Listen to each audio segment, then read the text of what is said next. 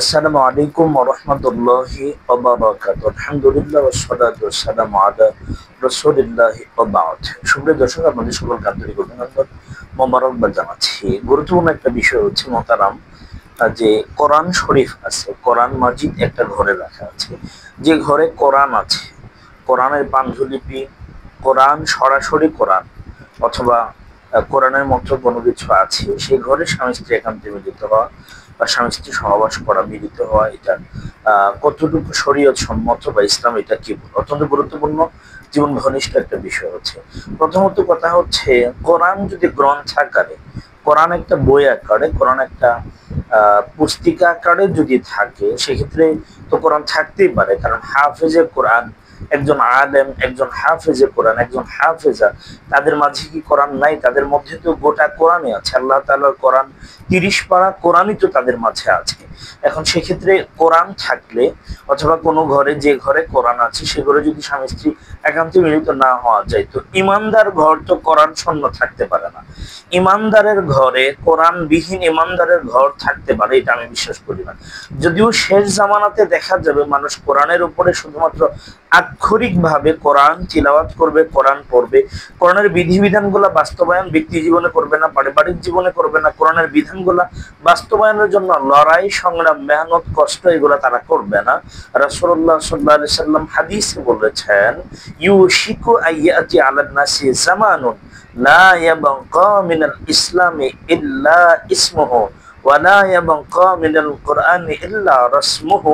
রাসূলুল্লাহ সাল্লাল্লাহু আলাইহি ওয়াসাল্লাম বলছেন, অচিরেই মানুষের উপরে এমন একটা যুগ বা জামানা আসবে যে সময়ে মানুষ শুধুমাত্র লা ইয়াবকা মিনাল কুরআন ইল্লা রাসমুহু, কোরআন শুধুমাত্র রুসুম হিসাবেই থাকবে, ইসলাম নামে মাত্র থাকবে, কোরআন রুসুম হিসাবে থাকবে, যে মানুষ কোরআনের বিধানের উপরে আমল করবে না। কোরআন ভিত্তিক পরিবার, কোরআন ভিত্তিক সমাজ, কোরআন ভিত্তিক রাষ্ট্র বিনির্মাণে মানুষ প্রাণপণ চেষ্টা বা কোনো ধরনের চেষ্টা প্রচেষ্টা মানুষ করবে না। তখন শুধুমাত্র আক্ষরিক ভাবে কোরআন থাকবে, অক্ষরগত ভাবে শুধুমাত্র তিলাওয়াত থাকবে কোরআনের, কিন্তু কোরআনের বিধিবিধানগুলো মানুষ প্র্যাকটিক্যাল লাইফে, সোশ্যাল লাইফে মানুষ কি করবে না? বাস্তবায়ন করবে না। সম্মানিত দিনী ভাই এবং বোনেরা, কোরআন তো ঘরে থাকবে, ইমানদারের ঘরে তো কোরআন থাকবে। কারণ যে ঘরে কোরআন নেই, যে ঘরে কোরআন তেলাওয়াত হয় না, ওই ঘর তো আল্লাহ তাআলা রহমত শূন্য। আর আল্লাহ তাআলা রহমত কোরআন থাকা, কোরআন তেলাওয়াত করার মাঝেই আল্লাহ তাআলা রেখেছেন। এটা মানব জীবনের জন্য রহমত, শুধুমাত্র রহমত নয়, এটা ইমানদারের জন্য তো এটা শিফা। এবং আল্লাহ তাআলা এটাকে পথ নির্দেশিকা, জান্নাতের পথ। জান্নাত আপনাকে, যে জিনিসটা জান্নাতে আপনাকে নিয়ে যাবে, সেই জিনিসটা আপনার ঘরে থাকবে না, এটা তো কোশ্চেনকালেও হতে পারে না। আমাদের মৌলিক কথা হচ্ছে যে কোরআন ঘরে থাকলে ঘরে স্বামী স্ত্রী একান্তে মিলিত হওয়া যাবে না।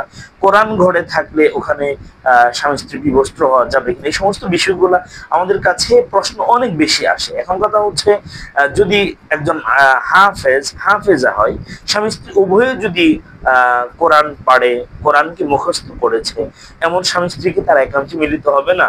কারণ এখানে তো কোরআন, পুরাটা কোরআনই তাদের ভেতরে আছে। তো সেক্ষেত্রে তারা কি স্বামী স্ত্রী একে অন্য থেকে দূরে থাকবে? তারা কখনো কি শারীরিক সম্পর্কে তারা লিপ্ত হবে না? বিষয়টা এমন নয়।